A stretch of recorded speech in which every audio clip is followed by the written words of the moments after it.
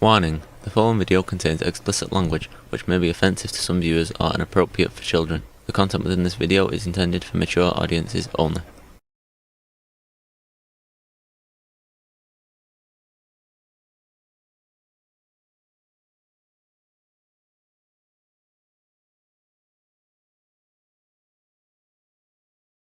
Hello and welcome to this video.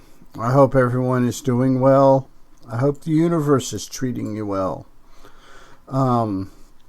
We are going back to Night Vale. We're going to go see what our boy Cecil has for us today. The title of this episode is The Whispering Forest. It is episode 22. It's almost hard that we're already 22 episodes into Night Vale. But it is what it is, so without further ado, let's get started. There's a thin semantic line separating weird and beautiful. And that line is covered in jellyfish. Welcome to Night Vale. Yes. All the way up into the jellyfish part, you know, it was pretty good. Well, I don't know. The jellyfish part could be considered pretty good. So, yeah. And we are talking just to make sure the copyright algorithm is fed and happy with life in general. Ladies and gentlemen, several of you may have noticed the new forest that has formed just to the east of Night Vale. It's hard to say how these dense, piney woods have cropped up in a vast desert wastescape. Yeah, but they are pines, though. Living in East Texas, we got plenty of pines, and you can spill pine oil and grow a pine tree. They're that virulent here in East Texas. So that could have what happened out there. You never know. Someone spilled some East Texas pine oil out there. Nor how they have grown in only a couple of days. But these woods are encroaching quickly on our little town. Botanists from Night Vale Community College said that this beautiful, lush woodland is called the Whispering Forest, and that, while lovely, should not be approached. Well, you know, this is Night Vale, so trees may have their own thing going on.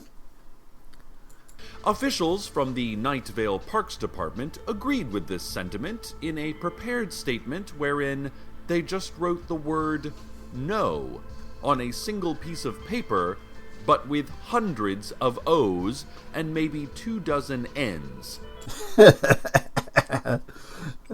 Sounds like government to me.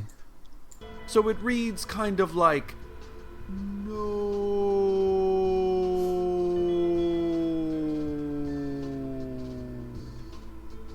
Or maybe it's more of an echoey scream.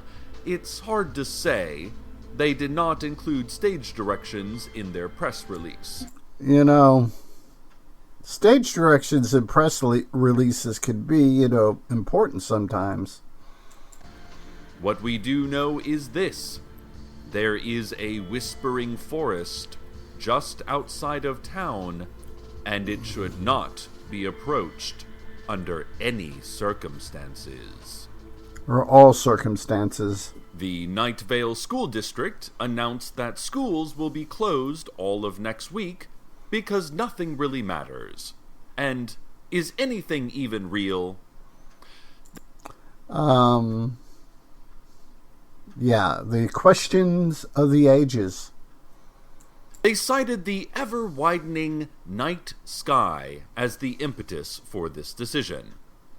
How can we place any importance on something so insignificant as math, or spelling, or history, when the void has already swallowed our tiny existence?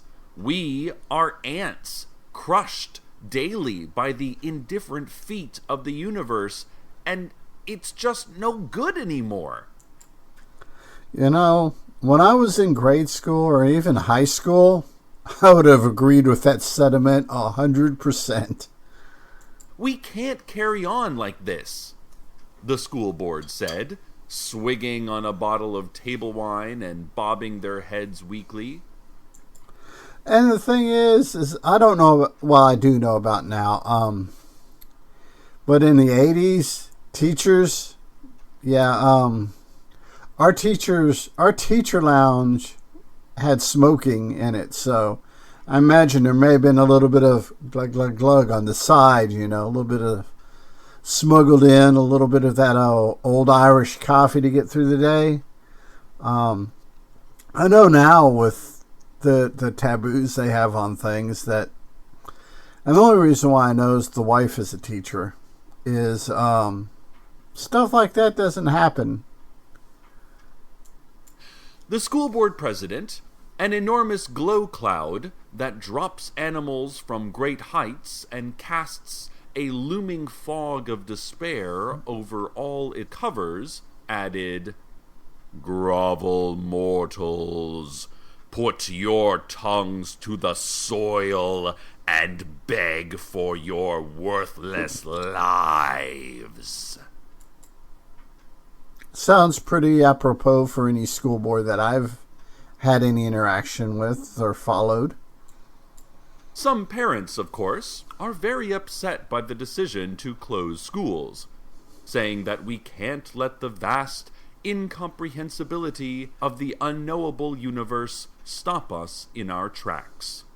We have to keep pushing forward.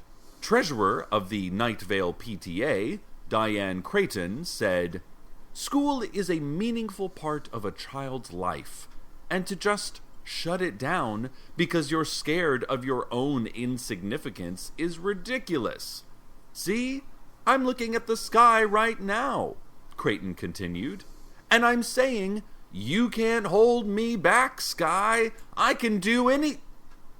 Yeah, there's, the sky, I think the sky may have been just a little bit offended by the abrupt cutoff of that. Creighton then stopped speaking, lowered her loosening fist to her side, and then sighed audibly. She added, "Nothing is real, I don't think. Whatever. Who cares?" The meds kicked in. That's what happened. The meds kicked in. Then she stared back up at the sky, and a single tear zigzagged down her right cheek as she mumbled something about trees having the right idea. And now, a public service announcement. The Night Vale Psychological Association, in conjunction with a vague yet menacing government agency, has asked that all citizens start keeping dream journals. Ah, there we go. Dream journals. Actually, in my early 20s, through probably about my early 30s, about 10, 12 years there, I would keep a journal by my bed, and when I'd wake up, if I had a dream of any significance that I remembered, I'd make notes about it. I wonder whatever happened. I've lost that over time. Dream journals can be a spiritually satisfying exercise in understanding your unconscious mind, helping you to fully examine your being and balance your emotions. They also can be rife with useful data for government officials and corporate marketing executives. Yes, modern America. Of course, dear listeners, many of you are saying, "Well, this sounds fantastic, Cecil, but how do you keep a dream journal?" Good question. I have kept one for years now, and I must say I agree with the NVPA on this. It seems hard at first, because you have to get in the habit of writing first thing in the morning, and also because the City Council's ban on all writing utensils is still in full effect. Yeah, I guess having a ban on writing utensils would kind of negate the or actually it wouldn't negate, it would make it more challenging. But we have audio now. We have cell phones we can record things on, so it is what it is. But once you learn how to create a makeshift non-pen out of a cocktail straw, some cotton, and any number of colorful municipal food pastes, you'll be good to go. In an effort to educate Night Vale citizens about dream journaling, the NVPA has created this helpful how-to. All right, let's get into this. This is going to be fun.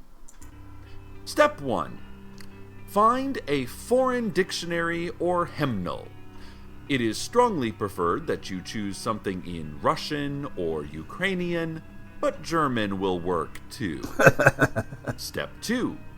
Carve out several pages, creating a secret compartment in the book. I think this can be used for more than just a dream journal. Step 3. Write down your dream in great detail the moment you wake up. Step 4. And this is the most important step of all. Eat the paper you wrote your dream on and then place a bird skeleton in the book. Finally, bury the book near a magnolia or willow tree and repeat each day. Yeah, that's a lot of bird skeletons.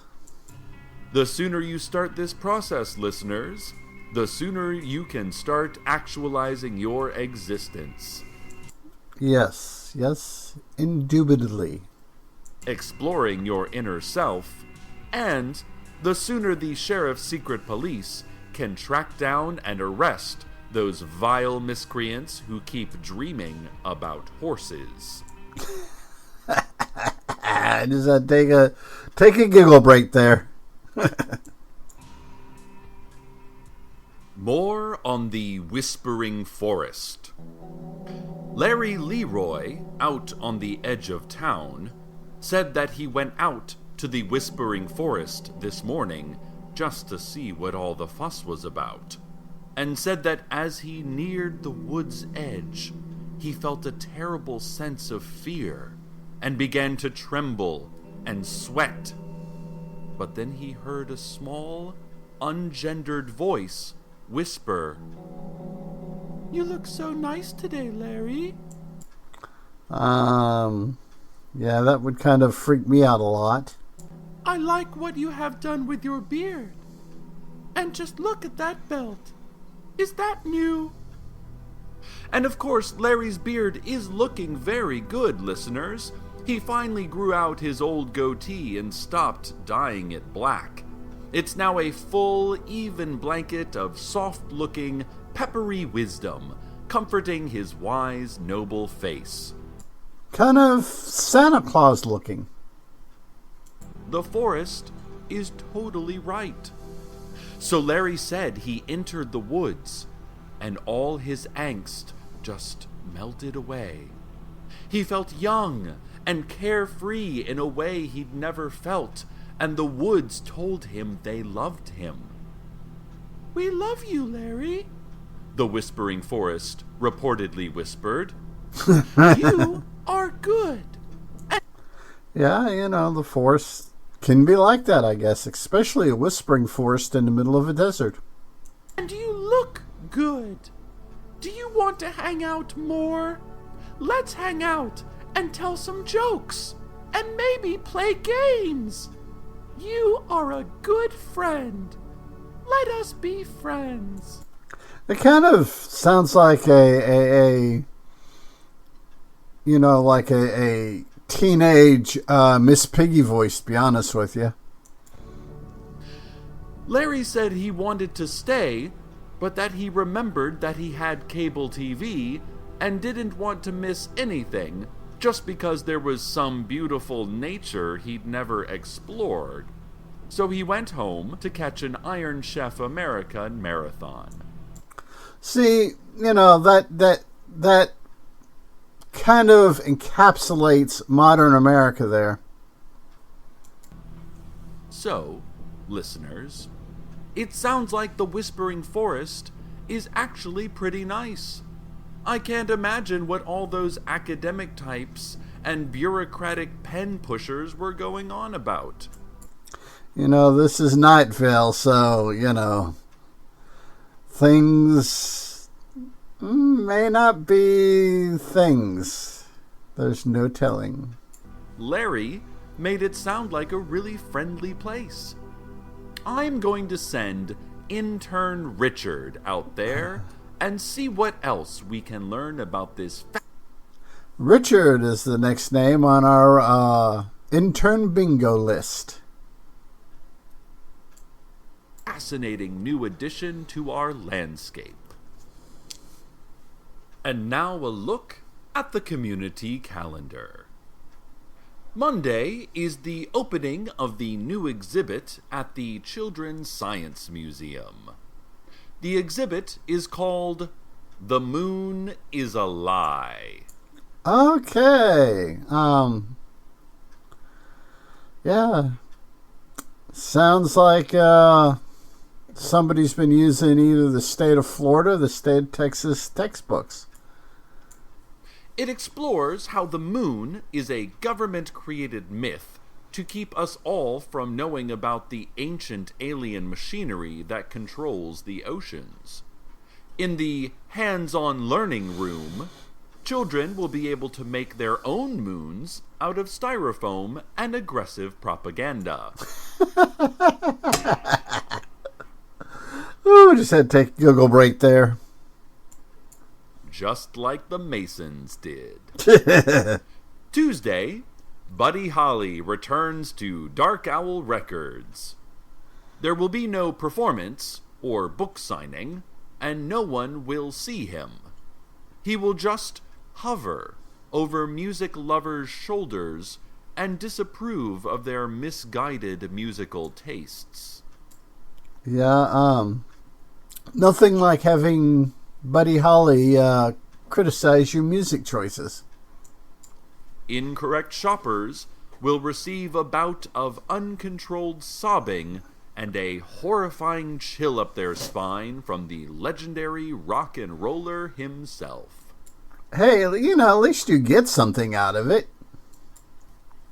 Thursday is Recycling Pickup Day. Paper goes in blue bags, plastic in clear, and any teeth you have lost because of last week's public water mishap should be gently placed in a wooden box and set afire. Friday, at the Night Vale Recreation Center, are cooking classes for beginners. Amateur chefs can learn about knife skills, the basics of baking, and a seminar about whether or not deer feel pain or are just sad. That is different. Saturday afternoon is a secret parade. You will know where and when it is, if and when you are chosen to see its secret floats and hear its secret songs. Sounds like the Christmas parade or the homecoming parade in Huntsville some years. Sunday is the day we decided last fall we would clean up around here. You promised. We need to clean up, okay? And that's this Sunday. Don't make other plans. You always do that. You are always doing that. And now, a word from our sponsor. Let's take a moment here to cleanse our lungs and stuff, because these are always really good. You cannot see. You grope around wildly, as your footing is also unstable. You feel a thin liquid filling your shoes. It is not water. you can tell. A pungent smell of brine or anxiety. Yeah, I guess anxiety could be on the same olfactory levels as brine. Your hand strikes something solid, a wall, you think. It is soft, leathery, but also wet. You keep your hands to the surface and it is moving in and out, like it is breathing. Sounds like something out of Dr. Caligari.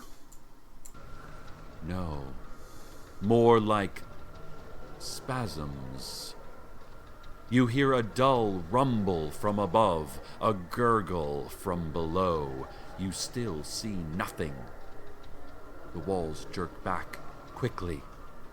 You lose your balance and slide down to the floor, which is the same surface.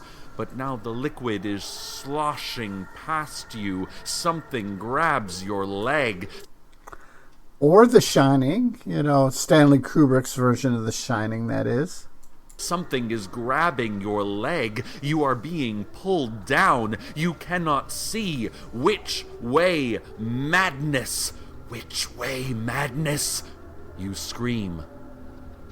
But no sound comes from your stubborn lips, your impudent throat. You reach for what? You do not know. Only that you reach. A blinding flash, a moment of understanding. You are in an empty storeroom, tied. I'm not sure what product this is, but then again, on commercials on TV these days, you're not really sure what the product is. To a chair. There are others, but they are hooded and limp. You recall this living nightmare. You take comfort in its familiar pain. You smell fermentation and can hear a dull, unending beeping. Someone shouts in a language you do not know. You love your family. You love them. Welcome to Red Lobster. Come see what's fresh today. Now that Red Lobster has gone out of business, I wonder how long it will be before this commercial doesn't make any sense, because, with the demise of Red Lobster, it's going to slip eventually out of people's minds and brains and stuff like that. So that's interesting. But it's very apropos for Red Lobster restaurants, or what used to be Red Lobster restaurants.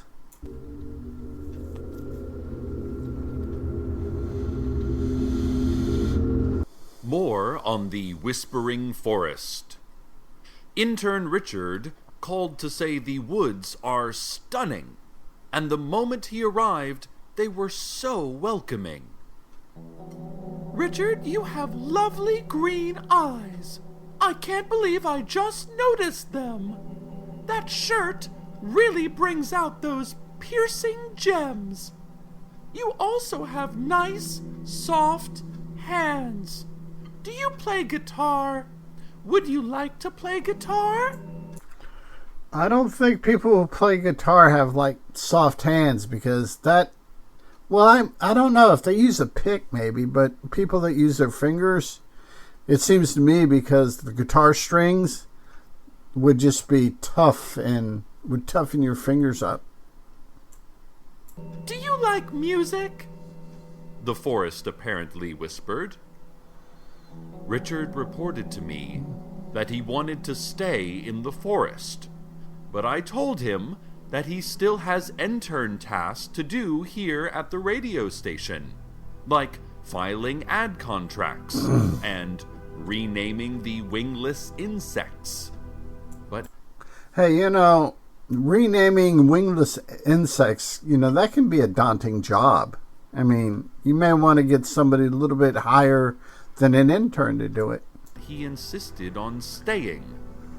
Richard told me that his feet started itching at first, then tingling, a very pleasant tingle.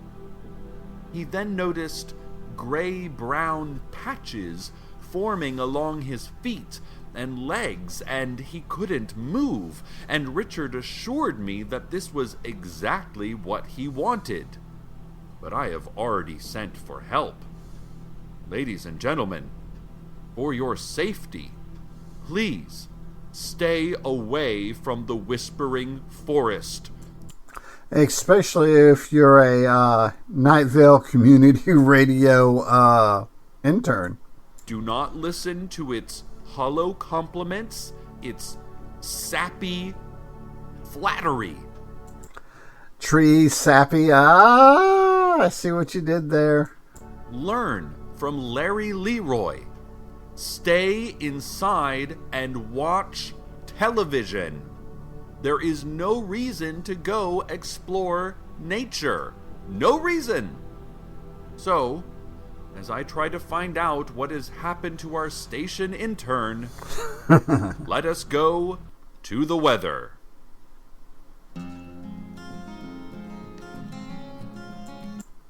Okay, we will break here and come back after the weather. I will tell you that the weather segments, the music they play for the weather, there's some really good artists, and a lot of them are on Bandcamp.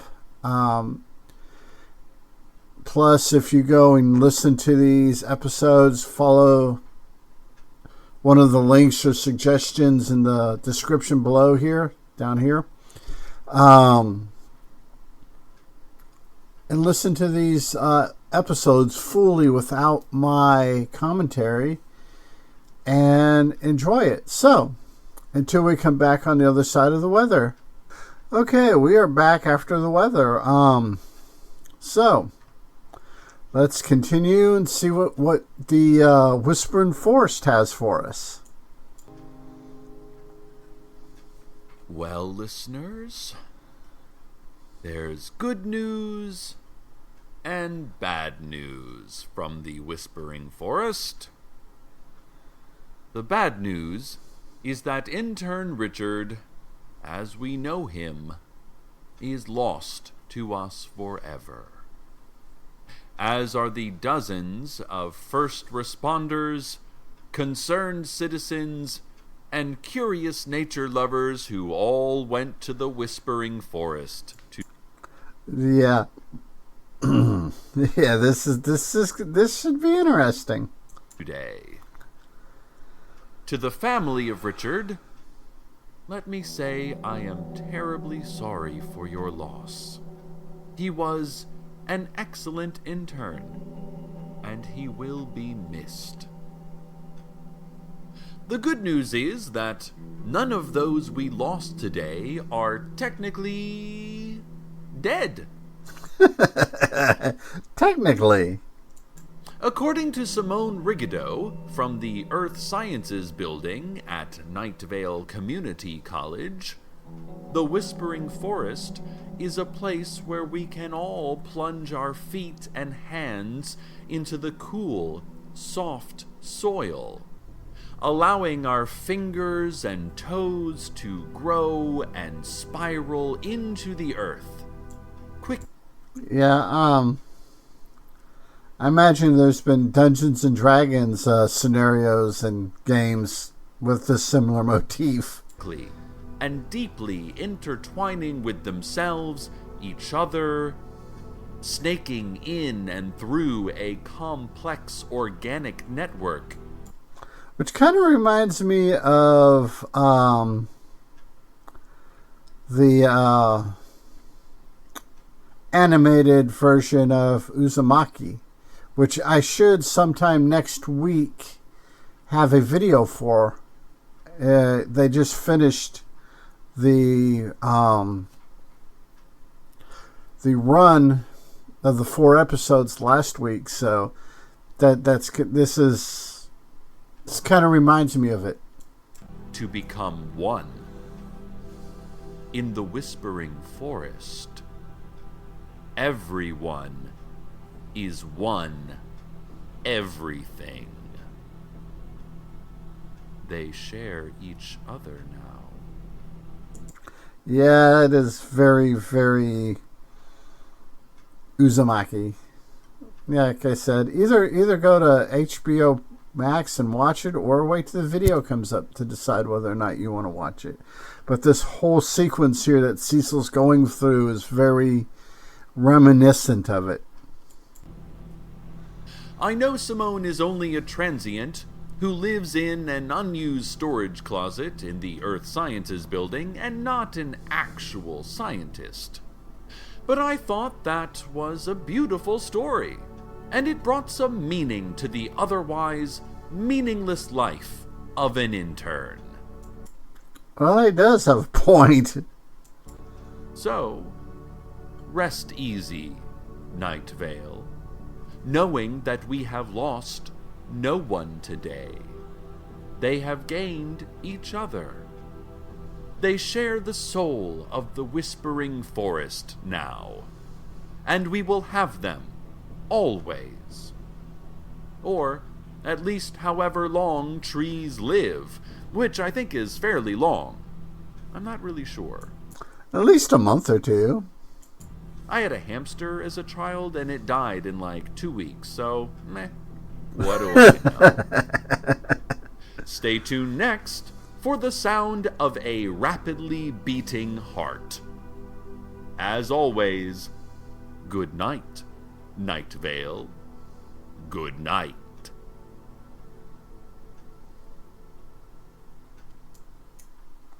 I hope everyone enjoyed this video as much as I enjoyed it.